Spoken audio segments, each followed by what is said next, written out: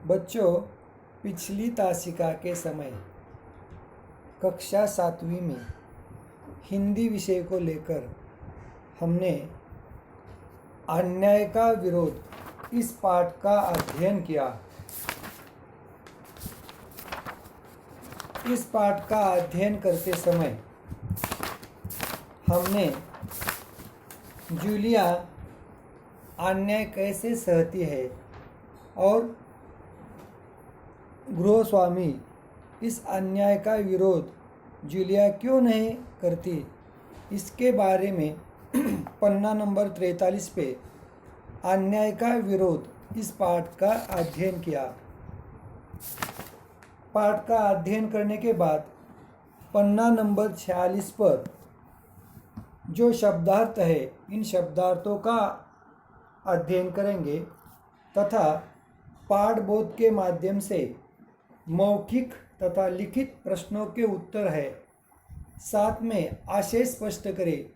इन प्रश्नों की जानकारी आज हम लेंगे। तो निकालिए पन्ना नंबर 46, पाठ अन्याय का विरोध, विषय हिंदी, शब्दार्थ। निश्चिंत, बिना चिंता के, संतुष्ट, जिसे संतोष हो, तृप्त, संतोष यानी समाधान हो, तृप्त ऐसा, तय होना, पक्का होना, रुबल यानी रूसी मुद्रा यानी रशियन चलन, सलवटे यानी सिकुड़ना, जैसे फ्रॉक के सलवटे सीधे करना, नागा करना यानी अनुपस्थित रहना, काम के माध्यम से अनुपस्थित रहना यानी नागा करना। उसके बाद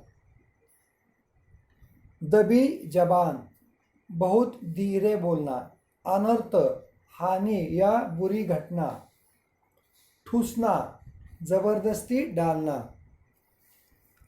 भर्राई यानी आंसुओं के कारण कांपती आवाज, जैसे गले में खराश आती है जब हम डरते हैं या फिर रोते हैं उस वक्त, भर्राई, आंसुओं के कारण कांपती आवाज।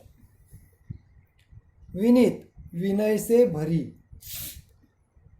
ठगना, धोखा देना, विनय यानी विनम्रता से भरी, ठगना यानी धोखा देना, क्रूर यानी जुल्मी, भीरू यानी डरपोक, बोधा यानी बेवकूफ, विरोध यानी स्वीकार न करना, प्रतिवाद करना, विरोध करना, प्रोत्साहित, उत्साह बढ़ाना, अस्तित्व यानी सत्ता। शब्दार्थों के बाद मुहावरा दिया गया है यहाँ पे, चेहरा पीला पड़ना यानी उसका अर्थ है घबरा जाना। गृहस्वामी की बात सुनते ही जूलिया का चेहरा पीला पड़ गया। गृहस्वामी की बात सुनते ही जूलिया का चेहरा पीला पड़ गया।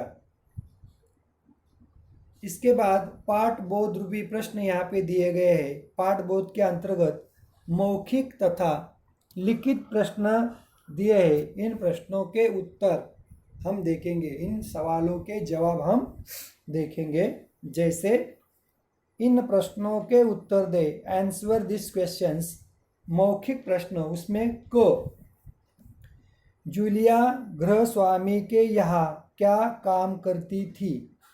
जूलिया गृहस्वामी के यहाँ गवर्नेंस का यानी बच्चे को संभालने का काम करती थी, यानी जूलिया बच्चों को संभालने का काम करती थी।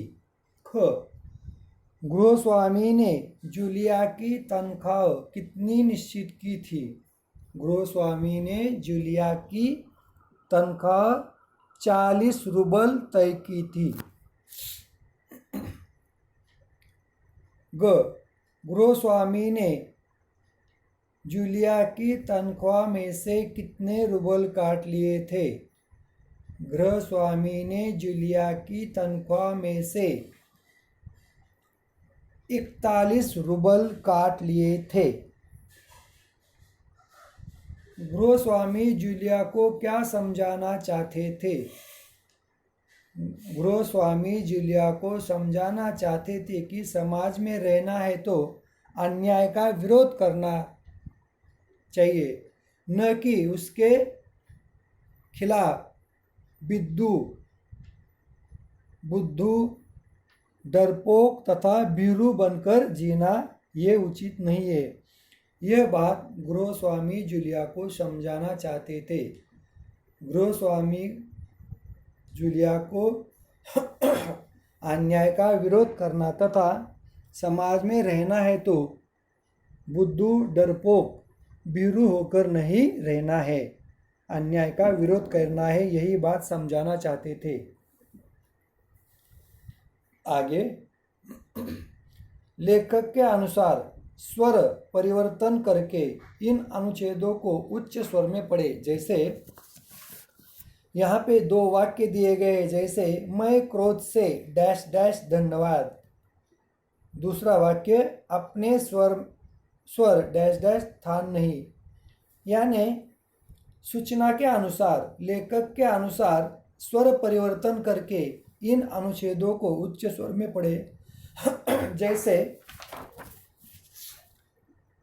मैं क्रोध से उबल रहा था, कमरे में चक्कर लगाता हुआ, अपने क्रोध पर काबू पाता हुआ, कठोर स्वर में बोला। कौन? गृहस्वामी। धन्यवाद। धन्यवाद किस बात का? आपने मुझे पैसे दिए इस बात का? मैं अधिक न सह सका, लगभग चिल्लाते हुए उच्च स्वर में बोला, मुझे धन्यवाद दे रही हो? तुम अच्छी तरह समझती हो कि मैंने तुम्हें ठग लिया है, तुम्हें धोखा दिया है, तुम्हारे पैसे मार लिए हैं और तुम कहती हो धन्यवाद। इस तरह से आप लोग इन संवादों को बड़ी अच्छी तरह से ऊंची आवाज़ में स्वर परिवर्तन करके पढ़े। दूसरा वाक्य, अपने स्वर डैश डैश स्थान नहीं है। पन्ना नंबर 45 पे संवाद है जूलिया और गृहस्वामी का। अपने स्वर को धीमा और मधुर कर मैं फिर बोला, जूलिया मुझे क्षमा करना, मैंने तुम्हारे साथ अत्यंत क्रूर मजाक किया है। मैं तुम्हारे आंसू देख रहा था, पर मैं तुम्हें एक सबक सिखाना चाहता था कि मैं तुम्हारा 1 रूबल भी नहीं काटूंगा। देखो, इधर मैंने तुम्हारे 80 रूबल अलग रखे हैं। यानी यहाँ पे जूलिया को समझाने के लिए गृहस्वामी अपने स्वर को धीमा और मधुर कर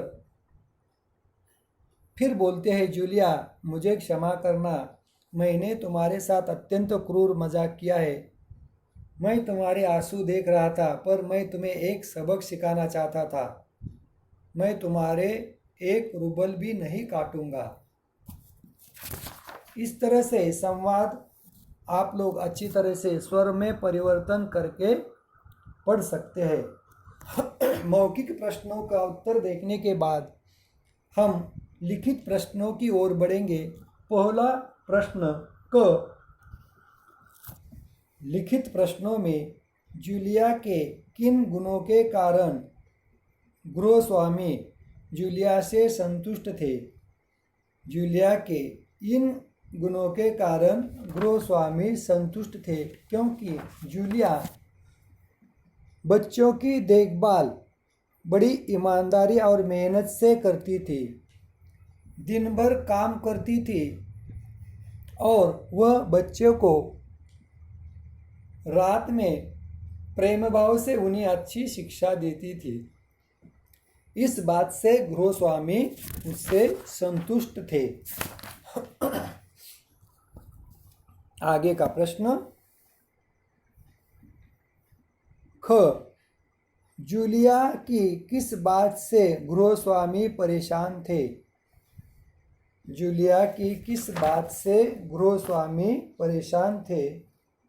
तो जूलिया के इस बात से गृहस्वामी परेशान थे कि इतना सब बोलने के बाद भी जूलिया उन्हें धन्यवाद दे रही है और कहती है, आपने मुझे पैसे दिए, इस बात का मैं अधिक न सह सका। लगभग चिल्लाते हुए उच्च स्वर में बोला, मुझे धन्यवाद दे रही हो? तुम अच्छी तरह समझती हो कि मैंने तुम्हें ठग लिया है, तुम्हें धोखा दिया है, तुम्हारे पैसे मार लिए हैं और तुम कहती हो धन्यवाद। लेकिन जूलिया कहती है, आपने तो कुछ रुपए मुझे दिए, लेकिन जहां मैं पहले काम करती थी, जी हाँ, इससे पहले मैंने जहाँ जहाँ काम किया उन लोगों ने मुझे 1 रूबल भी नहीं दिया। आप कुछ तो दे रहे हैं। इस बात से गृहस्वामी परेशान थे। गृहस्वामी ने जूलिया को किस प्रकार अन्याय का विरोध करने की सीख दी? गृहस्वामी ने इस प्रकार अन्याय का विरोध करने की सीख दी।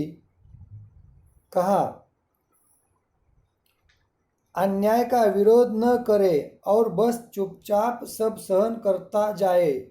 नहीं जूलिया, मैं इसे स्वीकार नहीं करता और न ही तुम्हें करने दूंगा। तुम चुप रहकर अन्याय को और अधिक अन्याय करने के लिए प्रोत्साहित कर रहे हो। इस तरह से बात जूलिया को बताते हुए उन्होंने जूलिया को अन्याय का विरोध करने की सीख दी। गृहस्वामी ने जूलिया को अन्याय का विरोध करने की सीख इसलिए दी कि वो कहते हैं, तुम चुप रहकर अन्यायी को और अधिक अन्याय करने के लिए प्रोत्साहित कर रही हो। गह प्रश्न, इस कहानी में निहित संदेश को अपने शब्दों में लिखे। निहित संदेश यानी इस कहानी में निहित संदेश यह हम अपने शब्दों में इस तरह से लिख सकते हैं, जैसे समाज में यदि हमें रहना है, अच्छी तरह से ईमानदारी से जब हम काम करते हैं तो उसका मुआवजा भी समय पर लेना चाहिए, न कि जो समाज ईमानदारी के बाद काम करने पर भी हमारे ऊपर अन्याय होता हो तो उस अन्याय का हमें विरोध करना होगा। यदि हम उस अन्याय का विरोध नहीं करोगे तो समाज हमारे ऊपर इसी प्रकार का विरोध अन्याय करते रहेंगे। इसलिए सही समय पर हमें अपने ऊपर हो रहे अन्याय का विरोध करना भी ज़रूरी है। यही बात इस कहानी के माध्यम से हम संदेश रूपी लिख सकते हैं। आगे का प्रश्न 2, क्या आप कहानी में दिए संदेश से सहमत है? आज की परिस्थितियों में अपनी बात उदाहरण सहित स्पष्ट करें। इस कहानी में दिए गए संदेश से मैं सहमत इसलिए नहीं हूँ क्योंकि गृहस्वामी के विचार तथा जूलिया का समाज में डर कर रहना ठीक नहीं है, क्योंकि गृहस्वामी तो जूलिया को सबक सिखाने के लिए यह कर रहे थे, न कि उससे पैसे हड़पने के लिए। और यही बात जूलिया को समझनी चाहिए, क्योंकि परिस्थिति का मुकाबला करना भी एक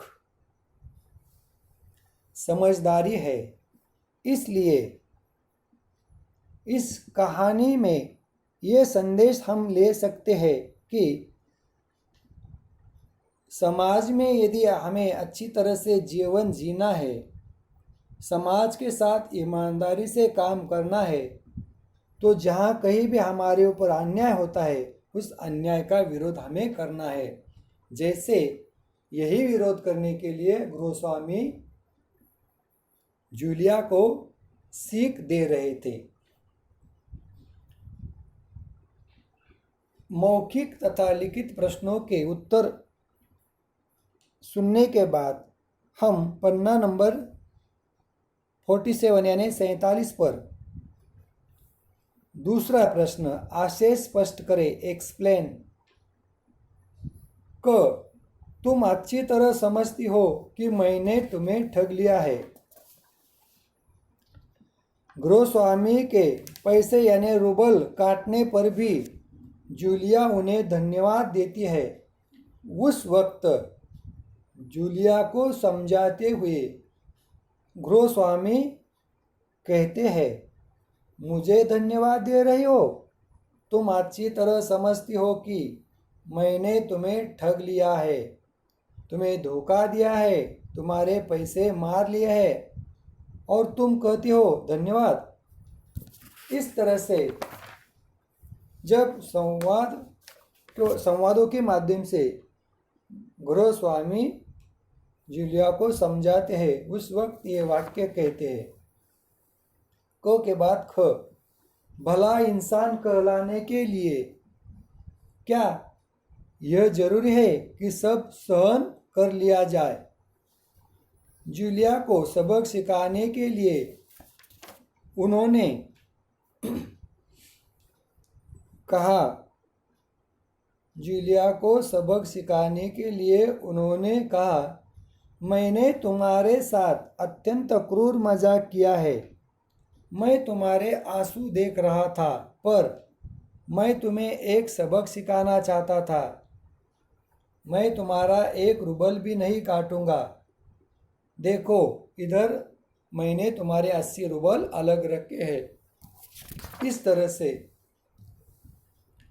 एक भला इंसान कहलाने के लिए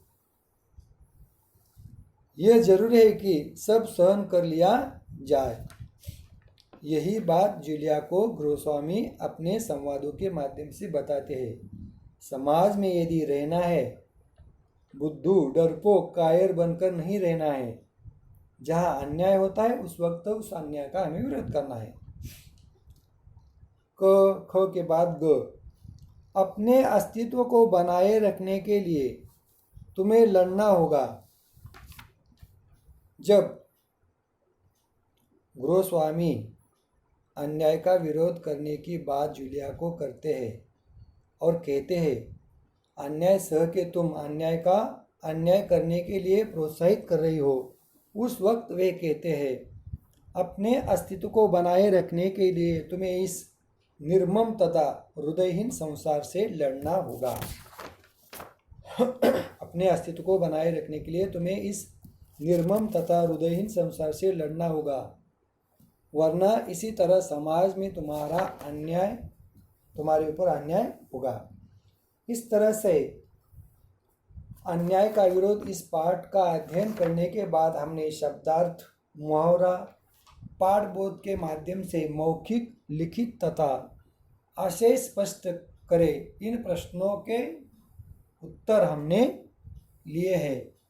अब इन प्रश्नों के उत्तर अच्छी तरह से सुंदर अपनी नोटबुक यानी कॉपी में लिखकर मुझे व्हाट्सएप के ज़रिए सेंड करें। यहाँ पर हम रुकते हैं और हाँ, आगे के प्रश्न, आगे की तासिका के समय इसकी जानकारी हम लेंगे। तब तक के लिए धन्यवाद।